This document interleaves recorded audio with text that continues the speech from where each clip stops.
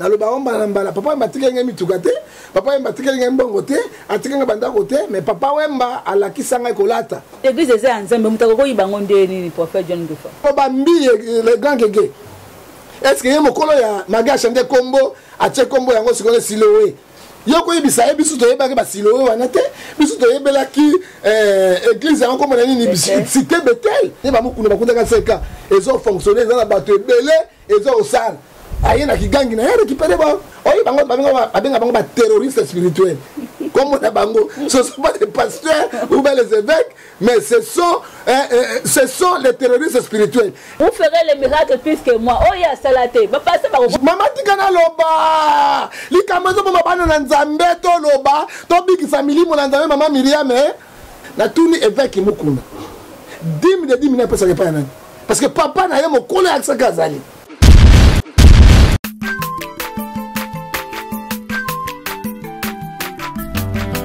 Mwana moto te po akosangai abongwa ni pete po awangana nzambe ya le Nazarien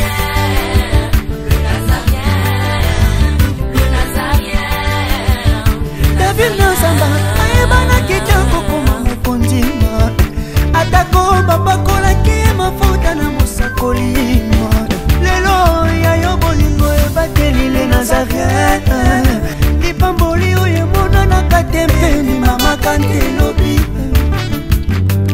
kola pie mapapu masope mafuta toko kesi ena elongo na nzambe oyo babenga na makomi Jésus.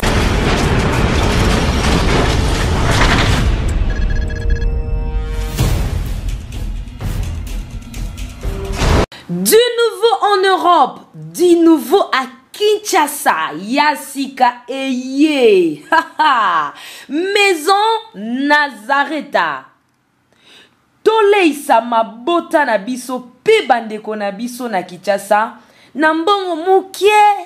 L'histoire de Nazareta n'est pas si compliquée. Opesi mbongo na yo, kobanda na talo ya $10, $15, pe $20 ya pamba à partir ya Europe. Bandeko na biso na Kinshasa ba récupérer biloko ya kolia na Kinshasa. Masolo bongwani. Yambala oyo la Porsche na Maison Nazareta ba simplifier affaire. Pour tout contact, appelez Maison Nazareta. À partir ya Europe na ba numéro oyo. Paris, Suisse, Pelisusu Suède. Likambo ya retard eza lisusu te. Po ma solo e bongwani ya solo. Na mbongo na yo ya mukie, bandeko ba retirer biloko ya kolia na Kinshasa. Donc, opesi mbongo ba pesi ya kolia na Maison Nazareta na Kinshasa. Nango tolobi, bienvenue à tous. Bonjour fidèles téléspectateurs de la 3.w lenazarentv.com. Bana nzambe nyoso obolandaka biso obolingaka site na bino obolinga site na biso mingi na émission table sainte obosepelaka nango na pesi bino mbote shalom pona bana nzambe nyoso tolingaka bino. Je pense que bino pe de votre côté bolingaka biso bongo vous avez une émission na biso topé émission na bino bolingaka mingi table sainte eza émission autre ya makabasai na nzambe oba defilak obobonaka bilongi nyonso obayaka kolobela biso makambo na bonzambe to pe makambo na Biblia awa totika kaka Bible nde eloba elongo na Molimo Mosantu bongo na yambeli bino prophète na bino bolingaka prophète John Ngefa okala mingi te bokoyoka mongongo na je pense que bakamani basi bazwelinga vraiment mais yambo boyoka mongongo na okena na régie oyo sima bina ndeko na biso Scotty Mabwisi atila biso loyembo moko lokola ba Kristu kokumisa nzambe o apesinga na opema na bomo ya ofele mokolo lelo bien aimé so bobetika ba tourna ba hôpitaux tala boni bano baza kopema sous l'oxygène na kati na ba bonbon bamso bazo réanimer bango mais yo na ngai tozopema gratuitement. Il y a de quoi que le Bananzambe merci. Et l'on a le embo tokumisi nzambe.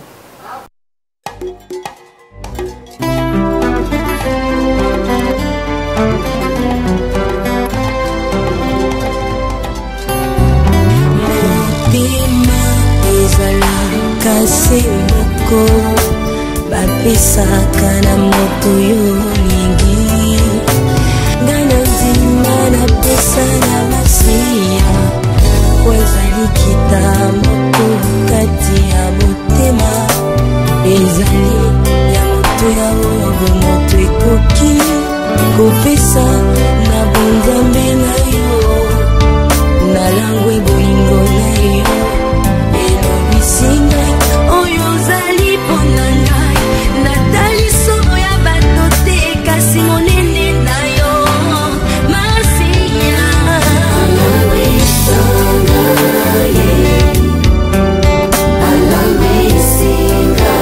Merci Nebete Lombo se félicite à Nabiso Nyonso au Bazami na tous les 5 continents parce que Nebete les Nazaréens et là en Makanango na Afrique, na Amérique, na Océanie, na Europe, na Asie et là en Maka vraiment yango Nebete Lombo se félicite la moko wangai mama coordonnatrice Tiffany Mokwa au Azami na Est pourquoi pas na papa Banangai papa Moïse Piame ici ko Ozami Mbote et comme il va partir, il y a plus de 2000 km.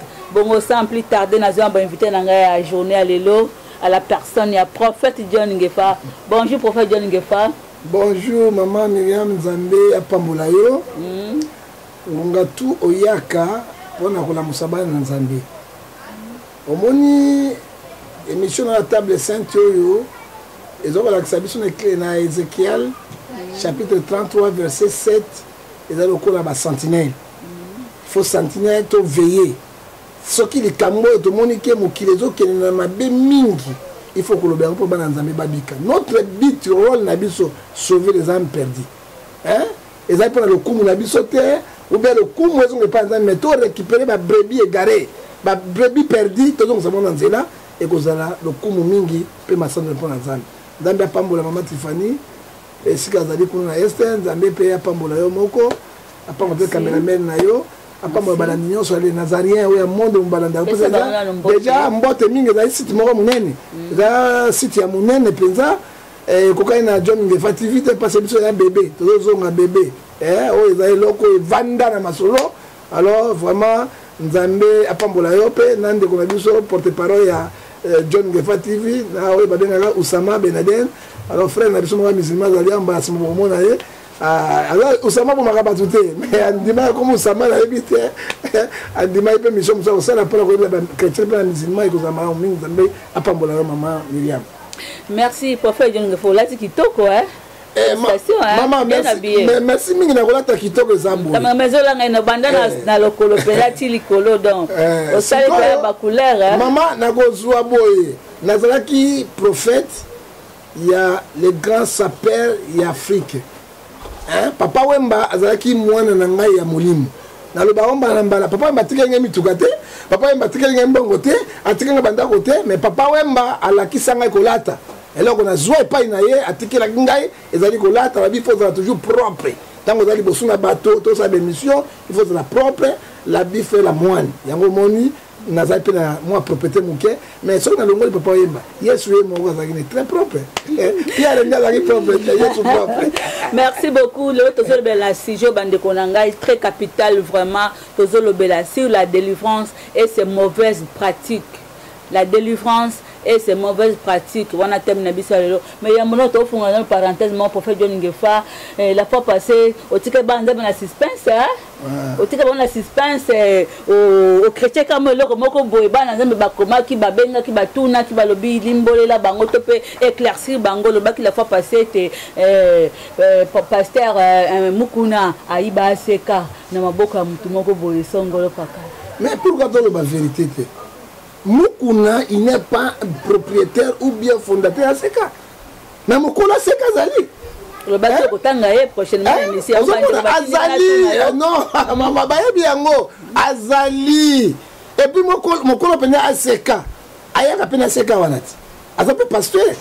azali pe apôtre tango wana asika ezoko fonctionner mukuna azali boxer azali sportif abo yango lelo azali ba renaissance ce n'est que normal je tala biloko tuna lobaka ezaka ba réalité na lobaka vérité ozomona ya botola seka ko botola ya za véritable ya fondateur ya seka te azali alors apôtre wana azali ozomona c'est pas ko iba pe église eza nzambe mutako ko iba ngonde ni prophète John Defa tango basanganaki papa wana azali kobunda pene ba église ezaka kowelana na papa moko azalaki na pasteur moko azalaki na kingasani na suka na ntango wana baevêque mokuna bazalaki baintercesseur bana bazobimisa moko bapasteur alors ntango papa wana azalaki na bapossibilité mingi te mokuna azalaki boxer azalaki kozwa balade na ye na makambo na ye pembeni ntango amoni père azokoka bitumba te ntango père azokoka bitumba te ye akotaki na bitumba père evana nabunda bitumba wana ntango ye ake aneutralize mutu wana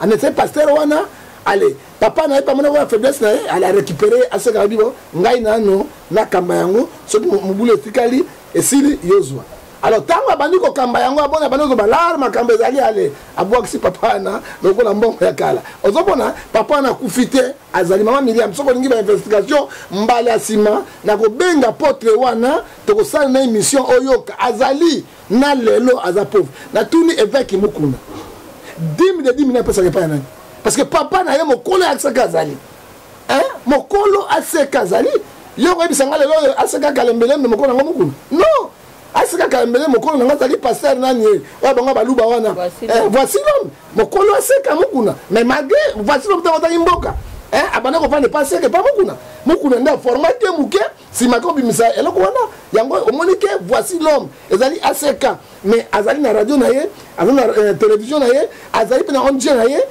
azali na makambo na ye azali indépendant atika na kombo ya seka mais azali indépendant oko baseka ya Cameroun na mukuna non mukuna azali na seka ya bandeli awa na baseka mosusu ozomona likambo ezali faut tolobaka vérité azali véritable ya seka te ozomona pa mokolo ya seka azali okoloba mbi le grand gege est-ce que ye mokolo ya maga chante kombo atie kombo yango sikone silowe yo koyebisa ye biso toyebaki basilowe wana te biso toyebelaki église yango kombo na nini cité Bethel oyebaki mokili mobimba ye ayei aprofite na faiblesse papa na malade na ye papa bakufi na hote achange silowe télévision comme silowe radio comme silowe sikoyo ba véritable asek véritable Bethel on est ezali silowe ou bien ye non il a akutaki déjà ezo fonctionner ezo tamane ba mukuna bakundaka seka ezo fonctionner ezana bato ebele ezo osala aye na kigangi na ye récupérer ba mais au moins tu as un avantage à papa parce que le aseka est partout bino de boyebi te pour publier les cas biso ba pasteur ba prophète to yebeli yango mama Miriam to yebeli yango apesa papa nani papa na yaka kufa te papa na pauvreté makasi asometa motuka pamba te ata asomele meme jeep ya pamba te akosomele meme camion ya mike baketch ya pamba te tokoloba jeep te bajeep na mbongo ebele barafika te na mbongo ebele asombela ye te est-ce qu'il y a réellement véritable mokolo aseka déjà polémique te nous disons les choses qui sont réelles eza réel aza na droit atelemi bo bapesi bambongo wana parce que mukuna il n'est pas un véritable fondateur ya seka tamisi masolo akati obindi basolo akuna te apesaka quelque chose lelo papa ngozaka mundimi aseka po te aza mundimi aseka aza quelque part avant de quelque part mayaka makula zonga makula amena na vélo tata moto te omoni mabe ba pasteur omoni mosala pasteur parce que bazui eloko ya nzambe ekomi lokola ba boutique na bango ekomi comme magasin na bango ekomi comme entreprise na bango or que ce n'est pas ça eloko ya nzambe ezali entreprise te eza boutique te eza mpo na nzambe fondateur église ya nzambe na pesaka bato bakamba soki bakambi yango oyebaka mpe pasi ya baninga baza ebele soki oyelelo na mangembo okoma ndenge mangembo ezali wana mama Miriam pasteur SP atama na camion ya $150,000 bajeep américain munene wana bagros américain ana bajeep ata 20 mais pasteur oyo alandi ye aza na makolo ata na tiketi ya pamba te omoi misala bapasteur bango balingaka bapesa bango bango bakabaka bango bapesaka ofete ndefa hormis nanuka wana ya seka parce que ibaka mosusu mpe esika po ebandaka na moko mibale omona ata mosusu bamosusu baza oyo babotola bato baeglize kokoyeba part aseka paster mosusu eza abotola moto eglize atya kombo na ye oyebi bazali ebele hein est-ce que esprit même église na oh mama Miriam me bolinga vérité esprit église na été mokolo église pe mangembo azali vivant mokolo angi esprit église na été oyi bango babenga bango ba terroristes spirituels comme on a bango ce sont pas des pasteurs ou bien les évêques mais ce sont les terroristes spirituels. Est-ce que esprit wana mangembo esprit tout n'a mokolo esprit yango mangembo yi besoin communauté besoin protestant yoko kamba 5 ans yoko kamba 5 ans yoko kamba 5 ans les lois na ko bisayo protestant Monseigneur Bokele ya longwe bazui mosusu ba remplacer ye ni pe bazo remplacer la vote kala basa ya longwe déjà marini ya longwe ba tchai mosusu sikoyo oya komi représentant légal ezali ko ba mangembo zalaki maman ozolo na ngai ba mangembo zalaki boy 5 ans yo memi 5 ans tango esprit akoti na biloko na ye gangi babenga bango Ken na oyo Ken na Golbert anganzami pa na kolongwa te abandi ko chasser boy bazalaki papa atikali sel ye wana est-ce que mangembo kanda yango bien est-ce que fondateur nango ezali esprit non toquer la voix de sans voix oyo eza na bandale wana église wana ezaki ya mwasi mobali na mwasi baboyani ale abengani mwasi ala récupérer église wana ekomi na ye est-ce que église wana ezali ya ye ezali bazali belé to benga bango ba terroriste spirituel bazali belé bazo mbouya bana nzambi ma vision ya bango te ya bato banganzami otolo banganzami pe to bayi bango. Merci bandeko nyoso bazaki na bakes kese na mituna babakte tuni la bango pour faire une fois à propos ya seka na le reste papa zoko bakotanga le po za sujet na biso pa le hote mais prochainement ba on peut se faire liste mobimba ba église o yebi to yebaka bango déjà nzamba za lokumu wana zaki parenthèse to fungola ki mais maman ya likambo na biso ya lelo na lobaki bongo zali sur la délivrance et ses mauvaises pratiques pour faire une fois to yebi ete tango yo soaki na se na moya aki na ba mission ebele. Entre autres, qui chasser les démons, prier pour les malades, guérir les malades, libérer les captifs, chasser les démons. C'est biblique, non? La délivrance, prophète John Ngefa. Confusion. Qu'est-ce que la délivrance? Bon, délivrance, c'est la libre biblique, tout le temps à mon canal en Zambie. Et puis, mission à Liboso Yasoyaki, on a porté bonne nouvelle dans le monde, le péché va se repentir. Pour la captivité, base de délivrance. Alors, délivrance, ezali, moto quand même limabé, n'entraîne pas prière, des milimoine gokima, des motos comme libéré. Mais tout ça pour la délivrance, c'est aller là. Et l'ongoi, dengue yesu alobaki, na mokana na ye. Mais la pratique na bango ya mabe maman Miriam okoli misangai na la balabala na Nzambe likambo ezali soki to kamati na Luc verset 4 à 18 Yeshua zolo l'esprit du Seigneur est sur moi molimo na Nzambe ezali epai na nga moto azali milimo mabe te moto azali coincé quelque part te azana besoin de délivrance te moto ba démon bazo ko tourmenter été moto a continué kat banda ko banganga te moto a continué kat ba incarnation diabolique te a besoin de délivrance te parce que Yesu le bien wa l'esprit du Seigneur est sur moi parce qu'il m'a envoyé pour annoncer la bonne nouvelle aux malheureux alors bi pa ko linga mafuta na ye pour être na tatola na limbola na ibisabato et liloba na Nzambe na ba pauvre azolo ba yango ya bato bakufa te. Tu peux avoir l'argent. Il y a beaucoup de démons. Vous allez pauvres spirituels. Parce que pauvre, tu vas monter à coup comme pauvre. Alors, on compte qui se bangam. Tant qu'on compte katinengo, on a déjà pauvre sur lobby. Tant qu'on yo, on a ça pratique, on a rapport sexuel avec bamboua, na ba nyao, na ba vipère, on a déjà pauvre pour mourir mon ayo et koufi. Tango yo tiki nzela Nzambe la bonne nouvelle okamati na puissance ancestral ya bokoko motakufi okamati molangi ochema sanga nazo sopela oyo ozali déjà pauvre parce que on ne doit pas évoquer les esprits de mort oh pauvre à lobby Il m'a envoyé pour guérir ceux qui ont le cœur brisé. Bato mitema et kangami na makambo. Oye tondi bango na kata motema. Bamango baloba so bengi mama na so bengi mama de oxilo sako abi mbombila ko motema sanduku. Mama de oxilo baganini. Mais au fini ngai moya bagate motema ezali nde coffre sanduku bomba makambo. Le cœur brisé. Et puis à la bisounia pour proclamer aux captifs la délivrance. Aux captifs, qui sont les captifs? Bato yo bakangami na milimo mabe. Bato yo bazana kata ba doju à Satan. Bato yo bazo sala makambo mabe. Bato li ba lukanzambe. Ba konta ba système ancestral. Ba lukanzambe milimo ya sacrifice ko bomba batu. Bato wana bazali déjà na kati na prison satanique. Mais hier sur le bien été, ayaki pona ba captif à libérer bango, fait à délivrer bango. Et aux aveugles, elle découvre les yeux. Et alors, pour envoyer les libres opprimés, hein? Il faut aller au bateau, nakati na milimo yamabe. Délivrance ezali biblique. Surtout lundi, Somme 37, verset 1. Alors, Bible, qui entoure aux gens qui font le mal et qui ne cherche pas la délivrance. Moi, Dieu, je suis venu pour donner la délivrance au peuple de Dieu. Et puis, mon ça doit la délivrance, il faut donner les mounanzambi. Si on donne les mounanzambi, même on est dans une église, on bonde le koué, au toutou que la mouki, on joue quand même mounabi.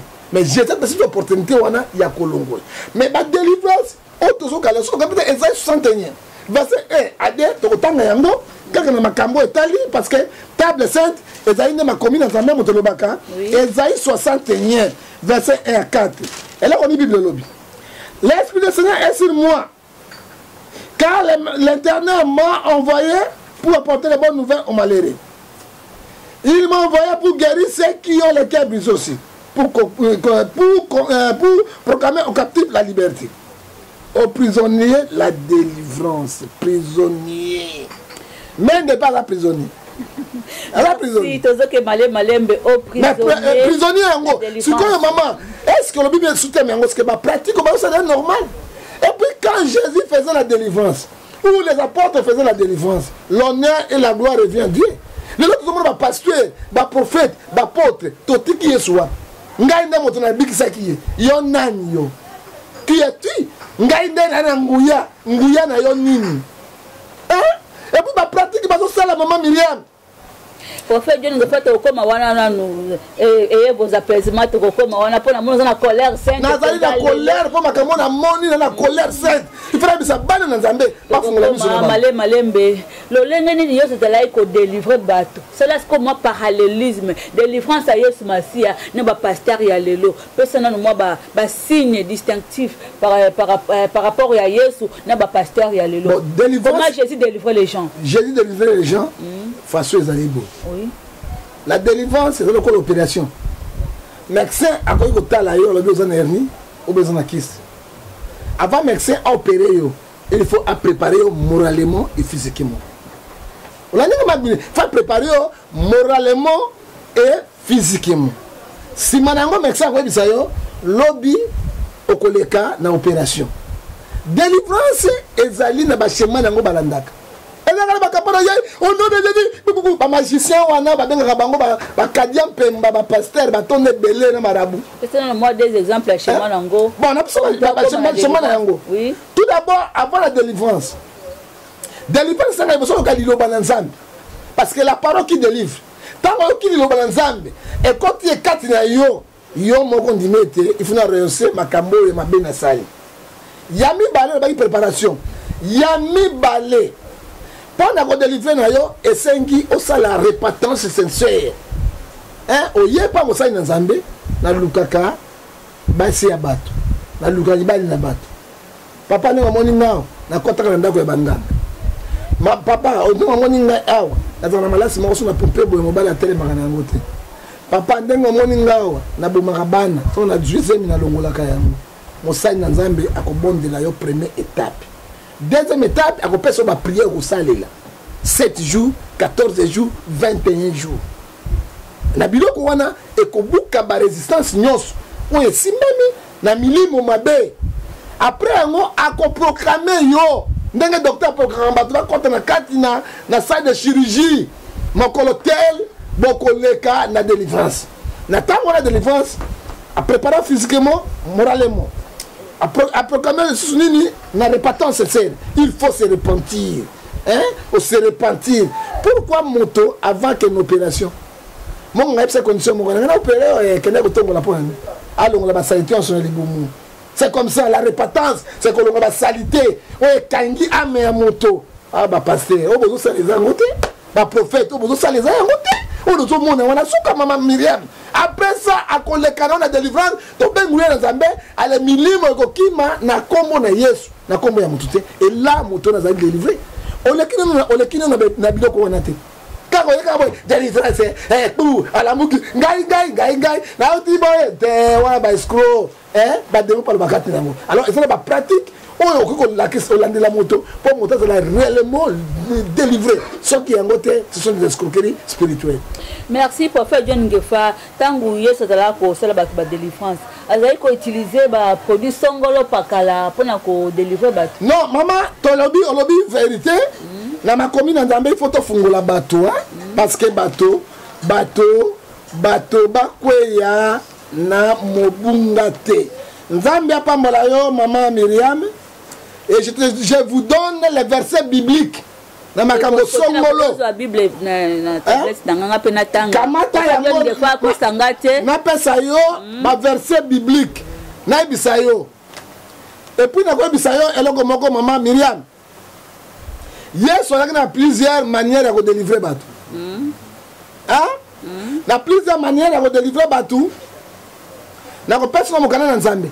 Bateau mo subalobi, "Oh, mafuta ngana ko pakola mafuta te mafuta yeso tika ki yango te ba misu ba bi mungwa okotsa mungwa te akotika yango te mais bato ba sisa mabele ya basi wona za ni fa sisa mabele ya basi na kopta tika yango mabele penya mama asali ni no sisa ka yango yo papa mo maboy mine sila na munoko hein yo bini ba pasteur ezali yango na ko ebisa yo.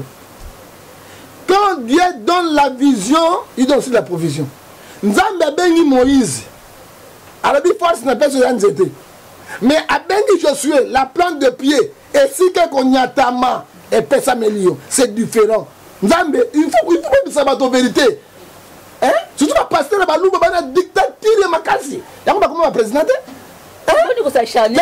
On charnier, t'es na zolo, bana ibi bango, ni bachaka ba confusion. Ou batanga Bible, batanga Bible te. Na t'expliquer yo. Bon ya Bangala. Bangala ba polele, bazo John salika monanzela. Kombo na likambo, zo ngana nzela. OK, pasteur mongala kana sonité. OK? N'a pas besoin de maman Myriam. Yes, a bengi Pierre. Tant que Pierre a besoin de 4 temple pour la côté. Tant la délivrance Pierre a besoin de ça. Bah, tu vas préparer des jours dans 4 répétances dans ma terre. Ombre à Pierre, ce qu'elle est qui, liboson na moto, quel que soit malade, les gens guérissaient. Hein? Les gens, c'est la Bible. Est-ce les gens guérissaient? Maintenant, la bengi Paul. Balo pesa nga mouchoir petit. Pesa nga mouchoir nanga. Paul balobi soki mouchoir ya Paul. Et toucher kaka bato pamba boy, bato va délivrance. Nzambe a ko utiliser et loko moko et ça bato pratique son côté. Il fait à ce qu'il veut. Hein? Soki abengi yo, abengi ndengi wanate. Hein? Azana ba diverses manières ou abenga ka moto, apesa bango likabo. Mais les bateaux comme il y a la doctrine telle, la doctrine. Nazo bisano makambo ya délivrance, misala na molim. Et puis Bible n'est pas verset biblique. Hein, bateau bazo kanga batanga yango ba ko sabangote. On ne veut pas de dictateur na kati ya musala nzambe parce que bazo embrouiller bato. Yango ba ko tsibakis, ba ko tsiba biloko na bateau ba biloko mokote ko saka bato.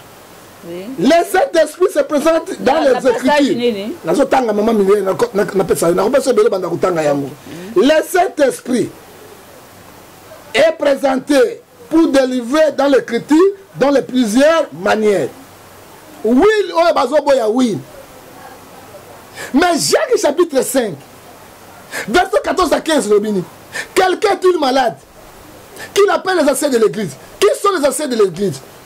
Ce sont des pasteurs, les apôtres et des prophètes. Que les anciens prient pour eux. Enloignez lui au nom du Seigneur, au nom de Gegete, au nom du Seigneur Jésus-Christ. La prière, la foi sauverait un malade. Ce n'est pas la bonne nouvelle.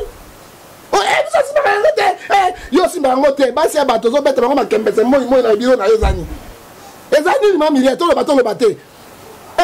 Yo si baka biso simaka yebete omona motio na kata église te allez à mon bureau moi na batako dans le bureau na baba fina lembo nini wana to lo bate ba bureau na bango ba capote tina plein ba mbeto kuna lix biloko tu ba bureau nini mbeto na ba capote to lo bate ay biso simaka ba futa te ba lobi awa Luc 4 11 17 lobini yeso benge ba porte ni bale atinda ki bango mission aller prêcher bobi ki sabato na 12 lobini te bato repentance tant bato repentance abi on loigna l'huile na ko tanga pe yango on l'huile au nom de Jésus-Christ malade nyonso sida hémorroïde malade nyonso cancer nyonso minimum bato bazo bika ce n'est pas la parole de Dieu.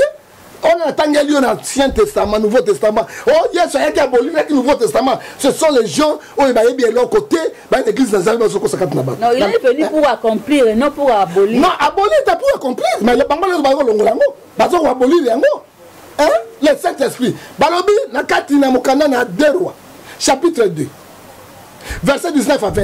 Maïe beba qui na Israël. Koufa kota qui na kat Israël. Bato bato comme le kufa ba ye pas Élysée balobi oh mosakol moto na Nzambe ma ye babi kufa koti Élysée kene directement atuna ki Nzambe alobi na Élysée kamata sani belipon solo comme musango kamata Mungu atia na kati pezwa Mungu wana buaka na mai kobika Élysée aki maloba na Nzambe akamati sani akamati Mungu abuaki yango na kati na mai Maïbiki, Elisa Meli, Elisa Koufale lobby Amélie, Nzambe c'est pas toi Amélie. Mais aujourd'hui, délivrance c'était la personne au sous. Yes okuti avec la naissance. Oyo miso ezo monate. Et loko moko za nangote. Bato ba bibi ba ko sa bato. Hein ba charlatan ba féticheur. To démanteler bino ba raison na bino mabe. Yes soit allié. Pierre a tourné papa. Et loko nini moto asali miso nyonso ekufi. Pour akamata azwa mbeba oyo atali swali sote yeso abi Pierre ezali masumu ya salite et là on salite pour la kemo nzambe salini ekokisama. Qu'est-ce que Jésus a fait en tant que Dieu? Asimbe la miso kasema Bartimete akamati soyi abuaki na mabele achai na potopoto akamati soyi wana apakole na miso abi kena ko sukuma ya Siloé. C'est prophétique ce côté yango eza moto mokona côté ya na kaka na kata na Nazaré na ko bisa bino ba soyi ba mai biloko tout c'est prophétique si mango sukola ozotala on azotala bato bazoninga na bo a toucher sur na boko atali yango o sonner comme ba second toucher second toucher yango wana second toucher yango wana amoni akumisi Nzambe. Et ça dit maman Mireille. Et ça dit mais c'est la délivrance Tokei. Par l'huile. Délivrance par l'huile. On s'appelle ça. Jean 3 verset 34. Hébreu 1 9. Tokei par l'eau. Maï penzoyo. Oh comme il va mettre sabato maï. Ah comme il sabato maï. Yes au lobby. Par l'eau.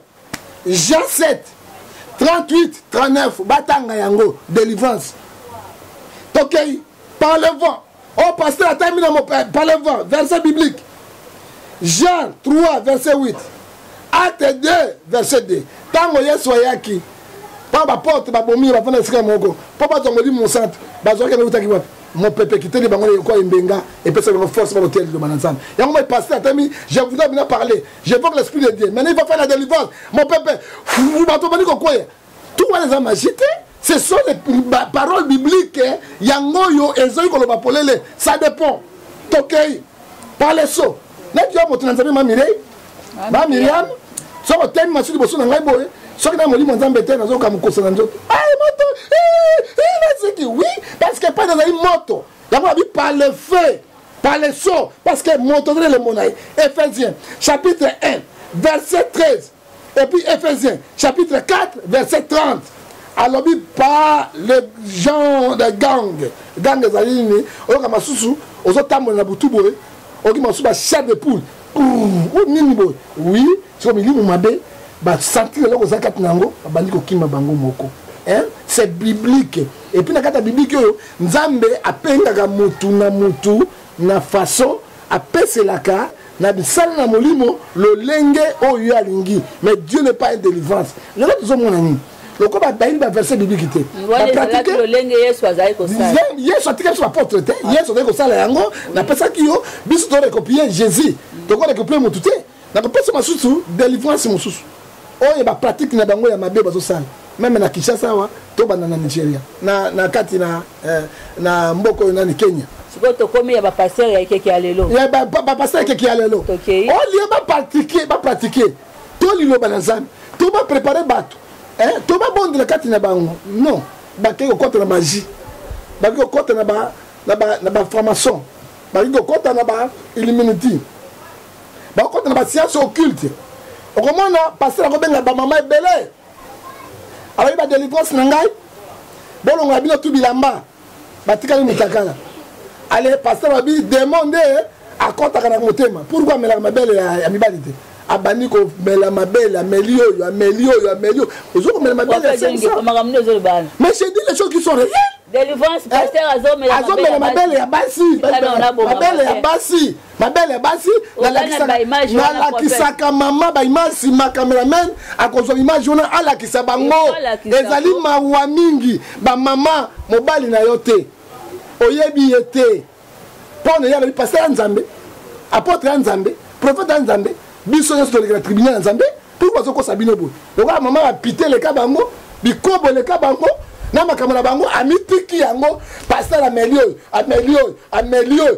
pasteur atonda mabele grave on a délivrance ou bien charlatan maman yo que maman miratique na loba vous ferez les miracles plus que moi oh ya salaté ba passer ba Jésus mela libele Marie Magdalene te yo mona Jésus ya mela libele ya Marie Magdalene ou bien libele ya Marthe hein Jésus mela libele ya Marie Magdalene te amela libele ya Marthe te miracle moi so ba osala yango wana ce sont des miracles diaboliques et puis deux l'homme bâti une image moko na bengi maman na zolela pasteur osala délivrance kana Kenya na Nigeria na Kinshasa na kota pe Kinshasa atiki ba maman nyonso bulumbu na mai wana ya mboka ni na Kenya kaka na Kenya atiki bango bolumbu ya koti na piscine suke maibo pasteur na chemise akitisi pantalon na sous-vêtement na s'il vous plaît maman Myriam oyebi Bible zo bisabiso Osée 4:6 mon peuple périt par manque de connaissance maman atineli nga image ya papa bino ba pasteur bolekisi yango mo ina poto to boya ko sambela to ko boya pe ko sambela na Afrique na ebisi maman hein moyaka monga fingisa ba yaka nyonso ba mabete omoni professeur Théophile Bemba hein azali moyaka hein omoni Kimbuta moyaka na kotangela ebele ya bayaka nyonso oyo basaka basilage na nini te bazali epuis nakoyebisa yo na kongo na biso ekolo moko eleki baintellectuel koleka bayaka bato banduni baza te epuis ekolo ezali milie koleka bato banduni baza te okoyebikisa kati na biso te ntango nako sione baimage nabengi mwasi na ngai ndako mama nabandi kolela mama Brigitte nabandi kolela mama Mire délivrance na ye nini alongoli bilamba atiki awa alongo sous-vêtement alati capote s'il vous plaît na kati ya piscine na piscine capote bato tout bateli bazo kanga ba image alati capote na nzoto na ye ale mwasi boye 5 bokiti na mai yo mwasi ozana soutien te caleçon te ale obandi ko fiba ko so fiba libele ya mama ofibi esili taba yo fiba yazo akamai apoka kana tolo azo na matoy yo boka yango parole ngomso ya lokuta milimu mabe alors ndo kashina kaba ashobora simane yango abandi ko sana ye rapport sexuel liboso na bato oya sinsi akei oya na mama so ibagi moto na Nzambe ebisi mama Brigitte pourquoi tu es capote il fallait ça la bonne tala ba démon ba côté ba pratique satanique pour détruire les églises de Dieu et puis maman na musu na mona ke maman bato maman ko bota bana mitano 6 mais comment maman ko bota bana 5 6 Nzambe nini ou ya sala ba délivrance ya marque wa hein le ko na ba église na biso pia ba pasteur bazalia oyo disons mine na kotanga bango balasi amoni maman kota na biro ko okoti na biro ah maman Nzambe bina biso na sala délivrance au premier délivrance ngoni oh attends na kutia mafuta awa si mafuta Nzambe bitana toucher na passe ba toucher raté obenga fumongani yo toucher fumongani ya bato ndenge nini les choses ezali interdit pour mobali na ye tanga bandi ko sala boy abandi ko tambola Nzambe délivrer baza ebele awo bagege baza ebele et puis bana basi balingaka bisika ya boye bamama balingaka bisika wana yango moni bamobobende bango nde basi bamobobende basi mobobende basi bo eloko basi baka faible na yebi te eloko milimo ngo zoka basi na yebi te mama Myriam ozomona yo moko Satan en personne aye liboso na pas détruire yo Jean 10 les voleurs viennent pour dérober gorger pour détruire payo zondima nzoto na maman est sacré maman za nzoto ezali sacré moi si c'est la puissance moi si c'est la ministère et puis liboso na bato maman la litazolela moi si nanga la lote azolela butu mobimba yango la bengaki journaliste nangai to sala ba émission hein chance le kolo yei nzambe pasi mbaki yo pa moto na nzambe to lobela likambo yo to lobela ngo mama Tiffany to kende wapi mama Tiffany habite soki to balancer ba image na site na soki bango bandimi to balancer yango bomona yango c'est grave to zo kende wapi yango balobi ete bato babai baboyi kosambela po ba pasteur bazosala rien na bisi mama wana na bandinga bite eza ba pasteur nyonso te même na Kinshasa ba pratique ezali oh ça délivrance l'église na hote to kena na mangengenge hein siko nzambe azakala mangengenge ba mimi na mangengenge kuna mama Mireille okomi na mama Myriam okomi na mangengenge kuna asata prière te kaka ronde rekastra baba oh longola bilamba ndamba ebisinga zwali puta zwali toko kana kwa kuna o nzeta mike zakata yango kota wana pasteur bani ko nyok mama tikana loba likamazo mama bana na nzambe to loba to bikisa milimo na nzambe mama Myriam loba prophète to loba yango exemple côté nzete pa mokusebu soki odokebo amonio ayibisinga o ko dokeko na kuta na miso nzambe ko kufa ba escroc aye anyokolo ozobi makuna lembo okuta na nani okuta na Yesu te ale sala mosusu landanga yango délivrance yango na mangengenge na campus na zambo ya campus wana bakuta bango mitakala bazobi makuna na tendance mosusu nyoka akoswa na kata dendo aye bake nzambe batina nyoka o ya Moïse te mosusu akoswa na dendo pona abombe bazokufa mama Myriam ba pasteur wana nzambe nazo bisabino soki bokobonga mate mosusu bana na nzambe na ba telle pratique mama Myriam lobi ba pratique diabolique vous tous bokokufa parce que Romains 6:23 lobi le salaire du péché c'est la mort c'est la mort bazo transférer bana basi bazo balate bazo botate bakobota ndenge nini bokobala ndenge nini déjà bato ba chance na bino batinda ngona ba monde de ténèbres ba pasteur ba ndoki les sorciers les prophètes les sorciers les marabouts batika moi sur l'autorité to balika mochola moi mère moi njoto munene boy on nzambe lobelinga nzambe lobelaka bino kaka bino nzambe lobelaka bino mikolo nyonso ata Yesu yango na ko kimete nzambe lobelaka bino mikolo nyonso zaki bazo nyokola bana nzambe bazo bomba bana nzambe to ko démanteler réseau wana kinosuka mama kinosuka et puis ba pasteur va tout dans mama Myriam ba pasteur va ça ba délivrance mingi ko mona bam bazaka bilo mibale tout dans ngani tunanga zanini soko mona tchecho kwa tela na mbebe rouge yewana bazebele soko moni mo no kan tokubwe toko bango wana bazebele soko moni mo so trima ndefu lokwa kaisala lokwa barabas bango wana bango oui prophète Dieu ngefande mama Tiffany bakata on so tokolembate ba anti valeur il faut aussi là au sein de l'église de Dieu ba comme na ko s'appuyer mingi na verset oyo obini sola la femme sina mitango mona na yakufaki mona na moko kasi moni ba de kobo nzela ya Elisa mataki corona ba ndoki réaction non ba puyer na ngote parce que nzambe azali miti système asaka système ngote nzambe asaka système ngote ba puyer ka ngo na yebi yango oh mama ndengo zali boye oh mosusu bouche à bouche tolo na tolo pendant que Élysée après la machine à dynamite bande ko na ngai et puis bouche à bouche yango oh papa on se va elambate parce que il faut wana écoutana po ya la kana moto bandoki yabe moi so quoi faible ozolinga yango soki a matériel likolo esili oh si manango pose la délivrer il faut nzoto yanga ko ezonge pana yo et puis biloko le côté pana ngana ko bimisango regarde l'escroquerie la magie la sorcellerie qui est entrée dans l'église de Dieu. Maman mbalasima na kotanga ba pasteur moko na ba komo na ngona kisasa il faut te démanteler réseau ya bakaida il faut ka otanga izaka likama maman na kotanga mbalasima bazali ebele na ebi bango ebele et puis suka nango soki atondi te hein akomi ko se masturber hein omoni bilimo na bango ezali bakisi oyo bazwaka hein mpona barene na bango bakufi mpe ebele nzambe mpe azoboma bango na bate pratique et tokondenosi bango tozokendele koshite na misana kofe jo ningefa conseil moko sikoyo mpona bato bazwamaka facilement na piège to na mitambo ya bapaster oyo mingi basi to mpe mwa ndambo ya mibali me majorité ezaka basi okoloba na bango nini conseil ya kopesa bango bible ezobisa biso na 4 Ephésiens 5 verset 10 celui qui dort réveille-toi l'éternel t'éclairera bato wana piège o bakoya na piège bango baza na bondimi te baza na foi te pasteur abikisaka moto te prophète abikisaka moto c'est Dieu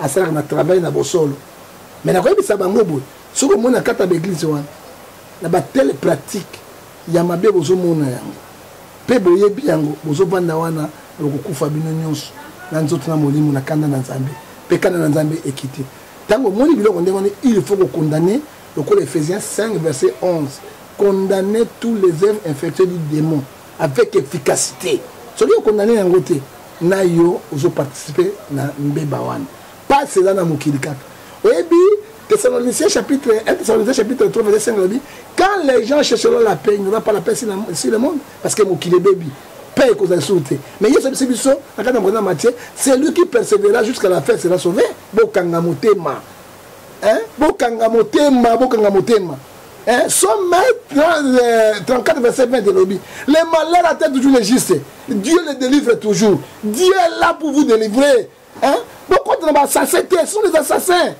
beaucoup de criminels ce sont des terroristes on va contre la église payer sur les loups féroces les loups vipères et ils ont entré dans l'église de Dieu il séduira Matthieu 24 même les élus de Dieu ce sont les faux prophètes mais quand il y a 4 délivrances il y a une processus à suivre délivrance au tele maboko terre na biso ba processus yango conseil na biso ba na nzambe na tuni yo jeune fille oye olingi ko bala ozoza libala te est-ce que jeune fille oyebi bando obotami te lelo yo luka libala mibali boni ba connaître yo ba biso comme 500 mosusu 300 ça biso tu mobile na 2001 ayebite hein 500 800 bon je t'en connaître mibali wana chaque mobile a l'esprit tous les esprits vont dans tout na yo lelo yo luka libala ni ko zoyango hein yo mona mwasi luka kobota oyebi tango balosa ki ndumba molaso ya leta bakata nzoloko ya leta bakata nzoloko molaso ya leta bakata nzoloko oyebi bana bono bimisa ngibumuna ozo ba combien bimisa bana et qui dit la Bible Apocalypse chapitre 6 verset 10 bana bakanga biso nzambe hein mais nzambe on peut surtout me kozomona te même ozo libala ko bala te okozomona te est-ce que oyei koyebi sango banga nzambe oye ko renoncer mabe wana parce que Bible bina biso na 4 na mokana Jean 10 verset 23 oyo tokangi kanga minase oyo tolimbisa pinase na lolo est-ce que oya ko renoncer yango jamais délivrance nous oluka hein est-ce que se repentir hein on se repentir miso sa nganga boni okota ba parfait pour le pesa yo pona on vuto mibali balanda yo ozwa mbongo est-ce que oya ba parfait wana oya na biloko pa nzambe ba kato banjoloko hein surtout ba libalo batela wana bale mabe hein yo mwana obali mwana mwasi nzambe ebi nzela oyo mboto ebimaka kati nango bino boboyi nzela ya komela kotokoto oyo bokomi sexe ya mwasi sexe ya mobali ozomela est-ce que yango ezali condamnable epai ya nzambe est-ce que se repente yango hein maman Miriam yo koluka délivrance na nzela nini hein délivrance c'est un processus et puis na kozonga sur pas no mbale pendant fungola bato na laksa bato ndenge ni bato bakobika parce que les escrocs sont là au salaire yango molingi mobali te ozolia mbongo na ye mobali azoyima ngoza malédiction espoir de délivrance nango il faut zongisa mbongo epa mobali wana olele pa ya nzambe yo sala yango okozana kimia te voilà tokolandela na betenya mibale ozana kimia te voilà pona kala conseil na pesi bango bazonga epa ya nzambe voilà avec na bazonga epa ya nzambe sincèrement na kolela ndenge Joël chapitre 2 verset 12 lobi na pleure à lamentation ceux qui nous qui la bango mawa c'est ça le problème c'est pas pour ba collègue na o baza na base ya bamakamino sokolo bana bango ni po baza ba collègue na ba ko bonga mate webi kenda ba sai ba to musu ba ko bonga mate Jean lobi yango na 17 ba papa pa moto na lifelo bakobongo matin Miriam parce que biloko bazo sala ce n'est pas biloko ya Nzambe eza ba pacte o basinyaki na démon Silas aza lelo wana apôtre Silas akufa est-ce que ba Silas bango sa ba délivrance combien des apôtres bakufa awa oyo ba Dede Mayemba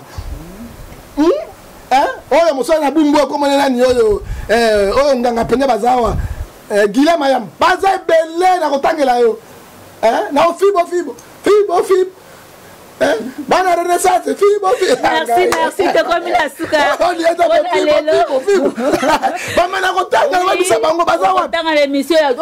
L'émission ya lobby,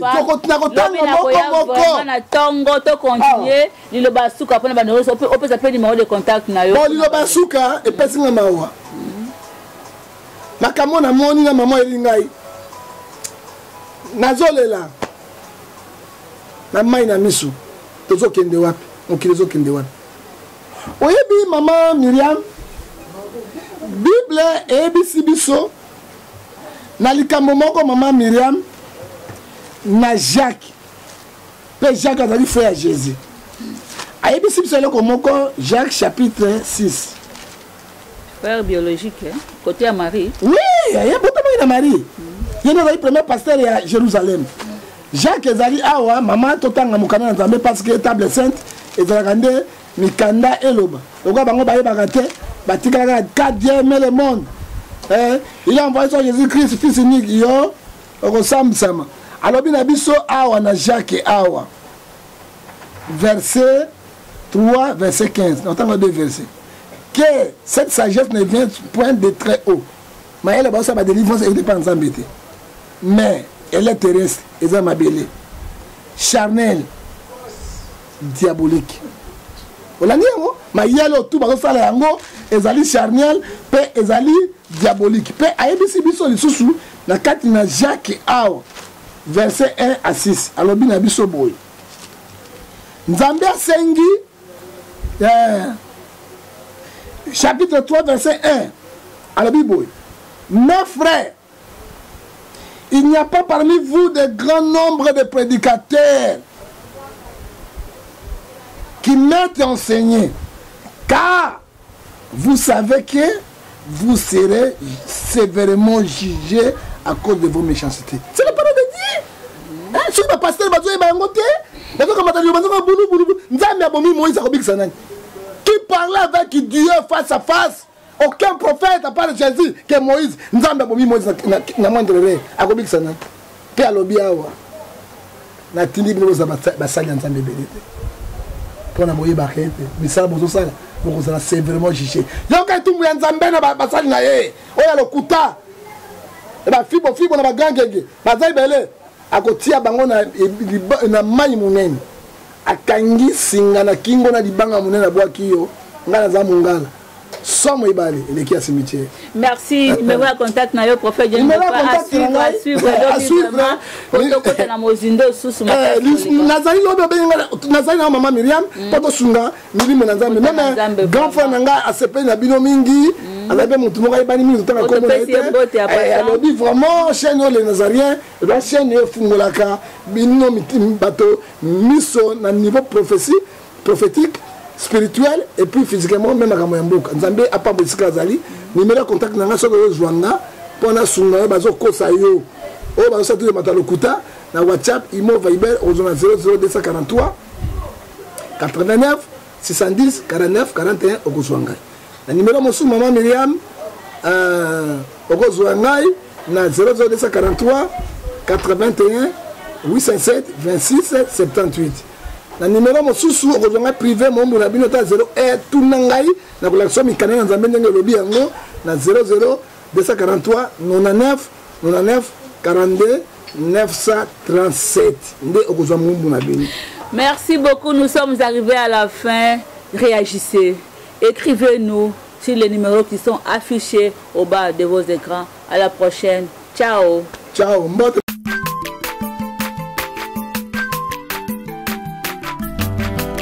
Mwana moto te po akosangai abongwani pete po awangana Nzambe alona